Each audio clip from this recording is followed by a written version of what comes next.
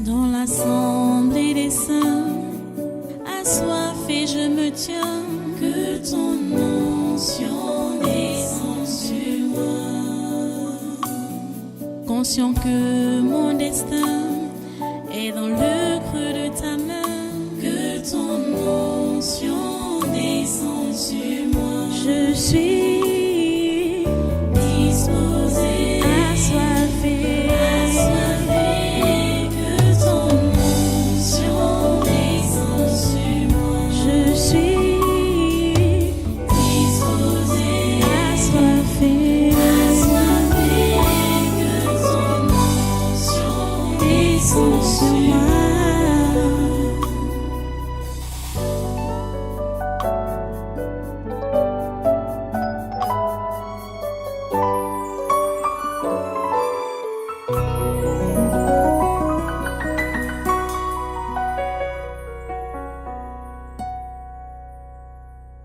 Voilà, prenez donc vos Bibles.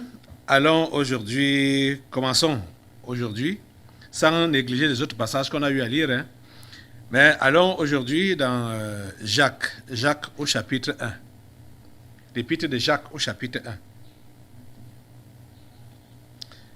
Jacques chapitre 1, à partir du verset 16.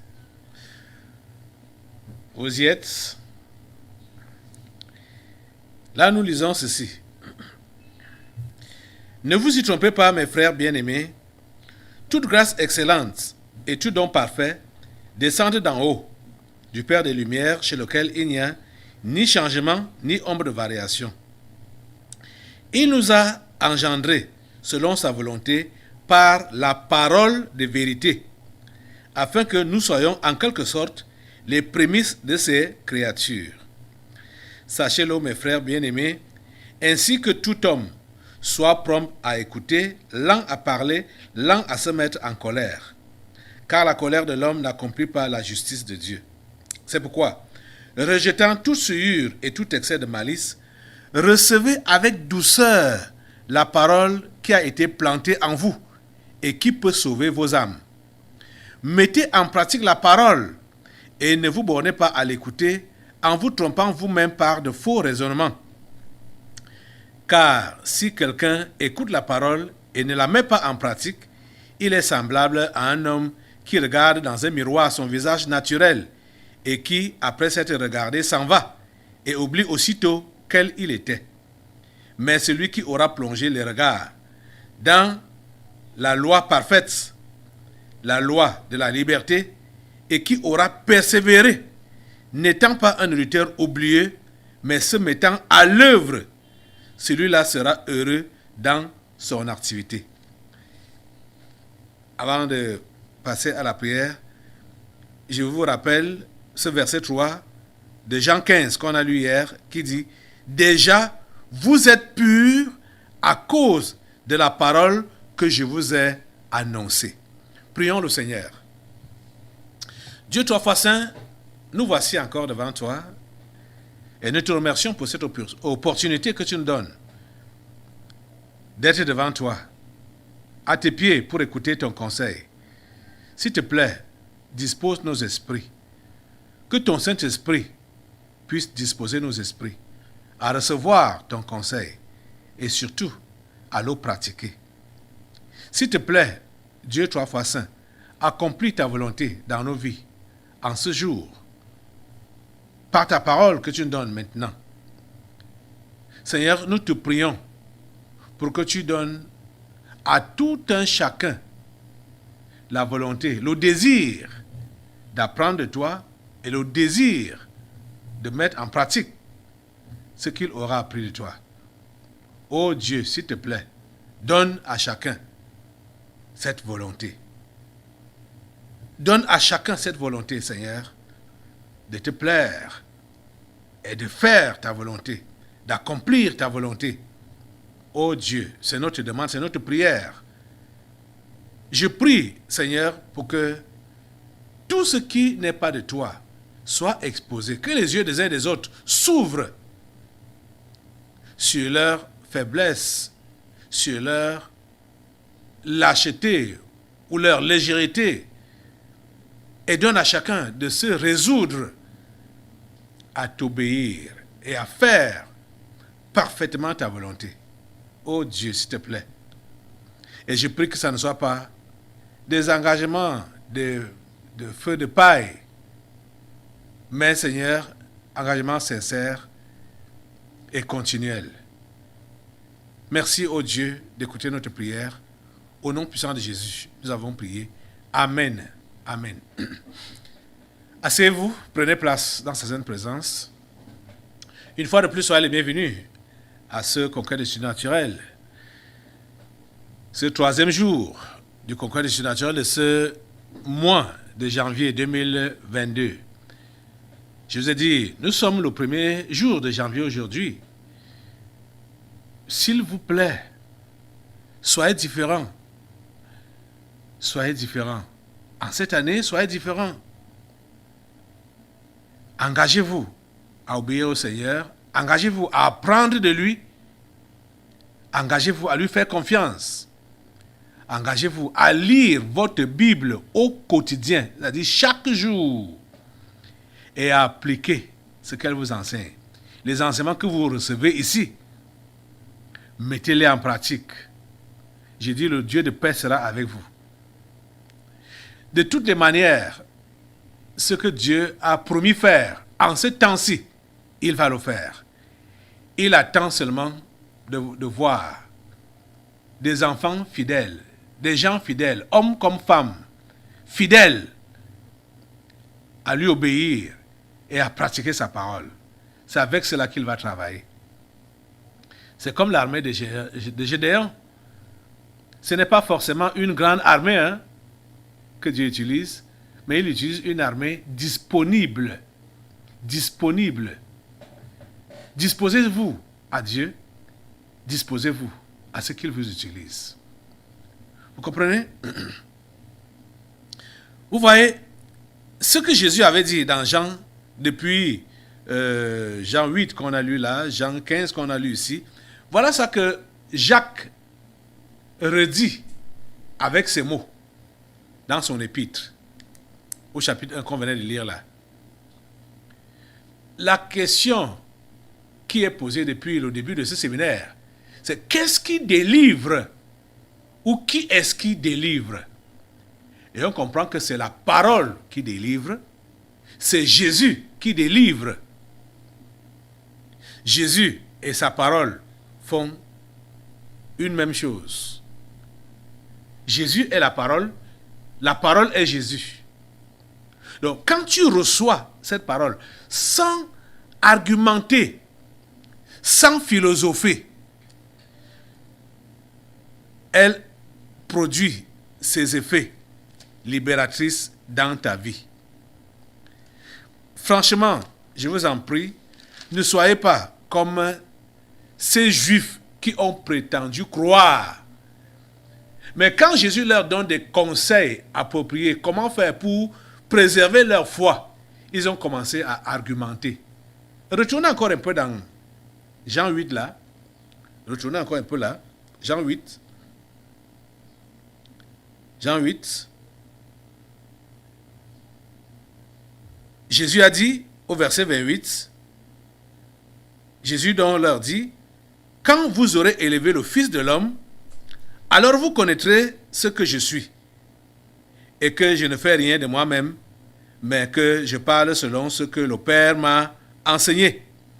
Celui qui m'a envoyé est avec moi. Il ne m'a pas laissé seul, parce que je fais toujours ce qui lui est agréable. Verset 30. Comme Jésus parlait ainsi, plusieurs crurent en lui. Comme Jésus parlait ainsi, plusieurs crurent en lui. Comprenez bien, ils ont cru en lui. Plusieurs. Maintenant, il se met donc à les exhorter pour les affermir dans leur croyance, dans leur foi. Au verset 31. Et il dit aux Juifs qui avaient cru en lui, si vous demeurez dans ma parole, vous êtes vraiment mes disciples. Vous connaîtrez la vérité et la vérité vous affranchira. Voilà, il exhorte qui? Il exhorte ceux qui avaient cru en lui, ceux qui avaient dit qu'ils croient en lui. C'est eux qu'il est en train d'exhorter. Dans ces versets qu'on venait de lire, versets 31 et 32. Écoutez donc leur réaction au verset 33. Ils lui répondirent, nous sommes la postérité d'Abraham et nous ne fûmes jamais esclaves de personne. Comment dis-tu, vous deviendrez libres? Vous voyez? Celui en qui vous dites que vous avez cru.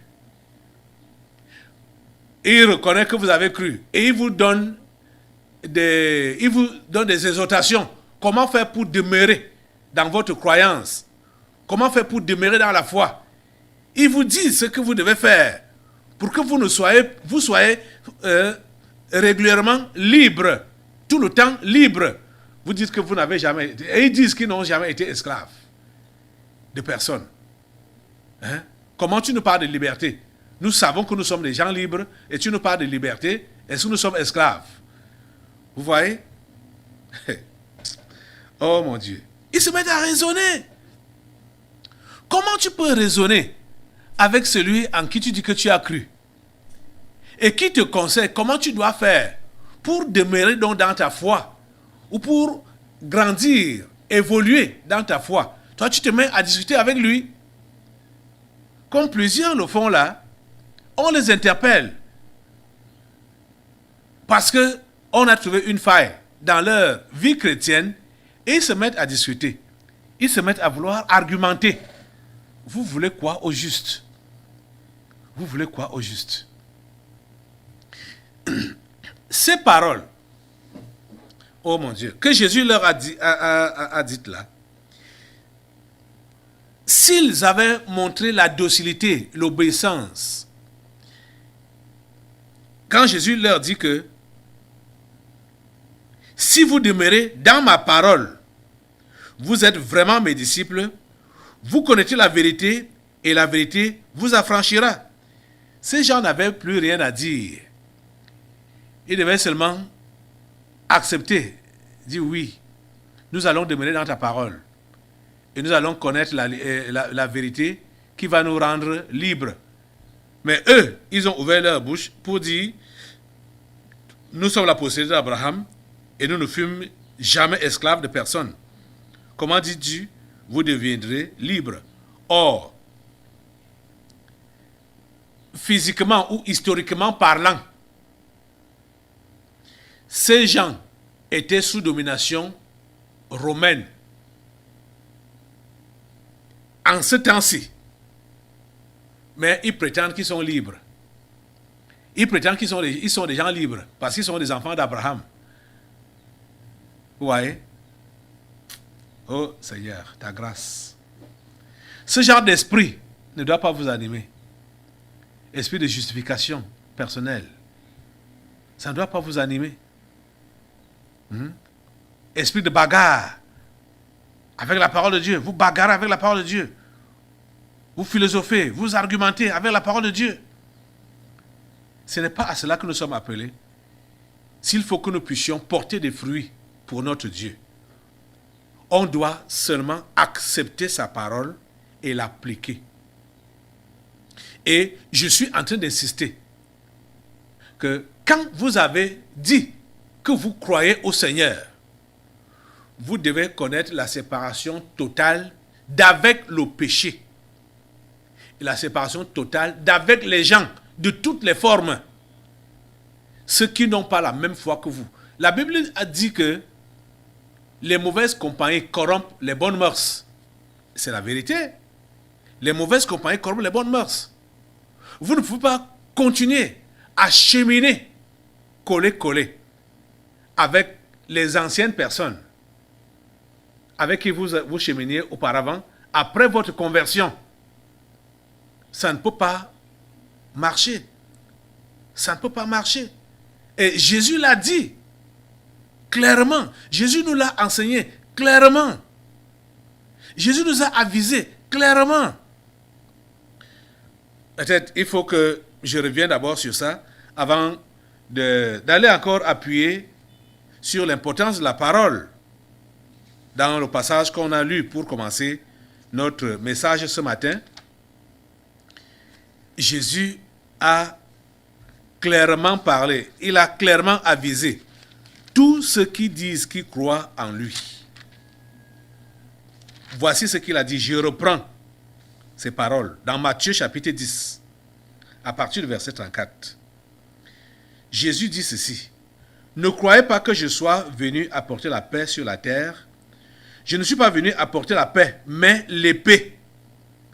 Car je suis venu mettre la division entre l'homme et son père, entre la fille et sa mère, entre la belle-fille et sa belle-mère. Et l'homme aura pour ennemi les gens de sa maison. Celui qui aime son père ou sa mère plus que moi n'est pas digne de moi. Et celui qui aime son fils ou sa fille plus que moi n'est pas digne de moi. Celui qui ne prend pas sa croix et ne me suit pas n'est pas digne de moi. Celui qui conservera sa vie la perdra, et celui qui perdra sa vie à cause de moi la retrouvera. Voilà les conseils de Jésus. Voilà les paroles de Jésus claires dans cet évangile de Matthieu au chapitre 10. Et le chapitre 15 qu'on a lu hier, s'il faut évoluer, le chapitre 15 de Jean qu'on a lu hier. Allez là, chapitre 15, l'évangile de Jean. Allons au verset 18. Vous allez encore entendre ce que Jésus-Christ dit là. Voici ce qu'il dit. Si le monde, verset 18, Jean 15, si le monde vous hait, sachez qu'il m'a haï avant vous. Si vous étiez du monde, le monde aimerait ce qui est à lui. Mais parce que vous n'êtes pas du monde et que je vous ai choisi du milieu du monde, à cause de cela, le monde vous hait. Souvenez-vous de la parole que je vous ai dite. Le serviteur n'est pas plus grand que son maître. S'ils m'ont persécuté, ils vous persécuteront aussi. S'ils ont gardé ma parole, ils garderont aussi la vôtre. Mais ils vous feront toutes ces choses à cause de mon nom, parce qu'ils ne connaissent pas celui qui m'a envoyé. Vous voyez, Jésus nous avertit. Jésus, il est clair. Chapitre 16, à partir du premier verset, il continue en disant, « Je vous ai dit ces choses, afin qu'elles ne soient pas pour vous une occasion de chute. » Vous voyez? Donc, normalement, le chrétien qui lit donc la parole de Dieu, qui a donc ses instructions, donc comme toi, là, tu ne devrais pas chuter ou trouver une occasion de chute quand tu es persécuté, soit par les membres de ta famille, ou par le monde, ou par la société, par ton entourage. Ça ne devrait pas te choquer. Pourquoi? Parce que tu as été avisé. Tu as été avisé. Et je comprends, beaucoup d'entre vous là, vous avez ces carences, juste parce que vous ne lisez pas la Bible, vous ne connaissez pas donc la Bible, vous ne savez pas ce que Jésus a dit. Et quand bien même les prédications vont prendre certains de ces passages pour vous les annoncer, vous combattez contre ça. Vous bagarrez contre ça. Au lieu d'accepter et de dire, oui, Seigneur, j'accepte. Je m'attends à tout. Je renonce à moi-même et je te prends. Je me donne à toi entièrement, corps, âme et esprit. Il dit, je vous ai dit ces choses afin qu'elles ne soient pas pour vous une occasion de chute. Donc, nous sommes avertis pour que quand les persécutions, l'opposition va venir, que ça ne soit pas pour nous une occasion de chute. Et il continue en disant, ils vous excluront des synagogues, et même l'heure vient où quiconque vous fera mourir croira rendre un culte à Dieu. Vous comprenez ça? Hey. Au nom de Dieu, j'ai mis le Dieu là entre guillemets, les gens vont vous mettre à mort. Et ils vont dire, oh Dieu, merci de nous avoir délivrés de cette malédiction. Comme ils m'appellent. Eux, ils m'appellent malédiction. Le monde m'appelle malédiction. C'est comme ça qu'ils vont dire. Donc, quand ils t'éliminent, ils disent, oh Dieu, merci de nous avoir délivrés de cette malédiction. Vous voyez, non?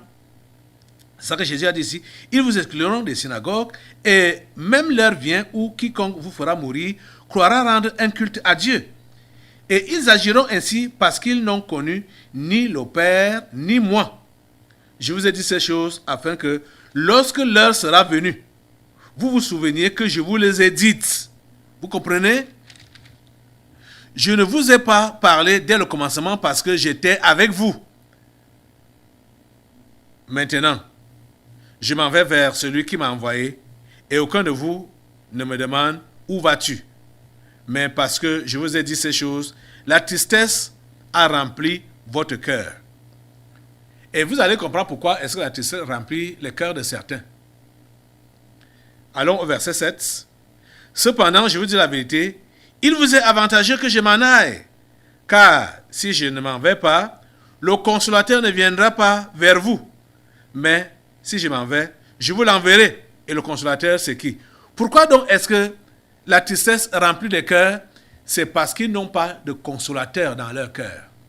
Le Saint-Esprit n'est pas présent en eux. Vous voyez? Si tu dis que tu es chrétien et tu n'es pas rempli du Saint-Esprit, tu ne pourras pas avoir la paix de Dieu. Tu vas être dans le trouble, tu vas être dans l'inquiétude, tu vas être dans la peur tout le temps. Tu vas être influencé par les intimidations des gens du monde ou ceux de ta famille. Tu vas être influencé tout le temps, intimidé tout le temps, pour que tu ne sois pas attristé. Quand tu apprends même les nouvelles, c'est-à-dire tu es instruit comme tu l'es maintenant, pour que ça ne t'attriste pas, il faudrait que tu cèdes au Saint-Esprit, que tu laisses la place au Saint-Esprit et que tu laisses la place à la parole, à toute la parole dans ta vie, pour accepter, lui obéir et appliquer tout ce qu'elle te demande de faire. C'est de ça qu'il est question. Vous comprenez? La délivrance totale et la délivrance permanente, la foi continuelle, la foi qui sauve, on ne peut pas la maintenir si on est loin de la parole. Jamais. On ne peut pas maintenir la délivrance si on est loin de la parole. La parole de Dieu. On sera des maigrichons, on sera exposé à tout vent, on sera balancé, bousculé à tout vent. La parole de Dieu doit être votre nourriture au quotidien. Elle doit être votre nourriture au quotidien. C'est elle également qui est le roc sur lequel nous sommes positionnés. Quand Jésus parlait de ces deux individus qui ont bâti, qui ont construit une même qualité de maison, avec les mêmes matériaux, mais c'est seulement le lieu ou l'endroit où ils ont construit qui était différent. Un a construit sur du sable, l'autre a construit sur le roc. Jésus enseigne que celui qui a construit sur du sable a construit sur les philosophies humaines. Il a construit sur les idées humaines. Il a construit sur l'histoire, la géographie, les mathématiques. Il a construit sur la sagesse humaine. Mais celui qui a construit sur le roc, c'est celui-là qui a construit sur sa parole, sur ses déclarations. Et Jésus dit que les torrents, les vents ont soufflé, la pluie est tombée, les torrents sont venus. Ils se sont abattus sur la première maison qui était construite sur le sable. Elle s'est renversée. Pourquoi? Parce que ses fondations n'étaient pas solides. Pourquoi les fondations n'étaient pas solides? Parce que c'était sur du sable. Les mêmes intempéries ont eu lieu sur la maison qui était sur le roc, mais elle est restée ferme. Et Jésus nous fait comprendre que le roc dont il est question, c'est sa parole. Ce sont ses instructions. Peut-être il faut que je vous lise ça clairement, comme il le dit dans l'évangile de Matthieu. Matthieu, chapitre 7. Matthieu, chapitre 7, à partir du verset 24. Voici ce qu'il dit. C'est pourquoi quiconque entend ces paroles que je dis et les met en pratique sera semblable à un homme prudent qui a bâti sa maison sur le roc. Vous comprenez ça? Quand tu entends les paroles de Jésus, tu les mets en pratique, tu es un homme prudent et tu as bâti ta maison sur le roc. Verset 25. La pluie est tombée, les torrents sont venus, les vents ont soufflé, se sont jetés contre cette maison. Elle n'est point tombée parce qu'elle était fondée sur le roc. Et le roc, c'est quoi? Quiconque entend ces paroles, les paroles que j'ai dit, c'est ça le roc. C'est ça le roc. Comprenez? Verset 26. Mais quiconque entend ces paroles que j'ai dit et ne les met pas en pratique. Et vous voyez même ici, c'est la mise en pratique de la parole de Jésus qui constitue la fondation sur le roc. Si tu es désobéissant, tu ne mets pas en pratique, tu reçois la même parole, mais tu ne mets pas en pratique. C'était la bonne parole. Mais la différence est que tu n'as pas mis en pratique. Alors, qu'est-ce qu'il dit? Cet homme-là, il est donc semblable à un homme insensé qui a bâti sa maison sur le sable. La pluie est tombée, les torrents sont venus, les vents ont soufflé et ont battu cette maison. Elle est tombée et sa ruine a été grande. Vous voyez, c'était la maison de la même qualité que le premier homme. Mais la différence est que cet homme, le premier, ce qu'il a reçu comme parole, il a mis ça en pratique. C'est ça qui a constitué le rocher, le roc de sa fondation, de la fondation de sa maison. Et vous savez que nous sommes la maison de Dieu, nous sommes le temple de Dieu. 1 Corinthiens chapitre 3, verset 16 nous dit clairement que nous sommes le temple de cet esprit. Donc c'est nous-mêmes qui sommes cette maison. Donc si nous mettons en pratique la parole, nous obéissons à la parole, nous sommes inébranlables.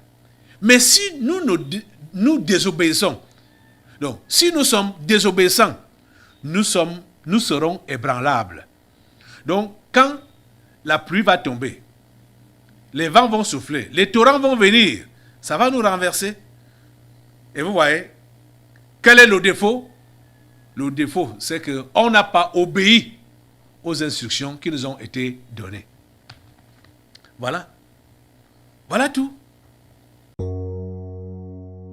Dans l'assemblée des saints, assoiffé je me tiens, que ton onction descende sur moi.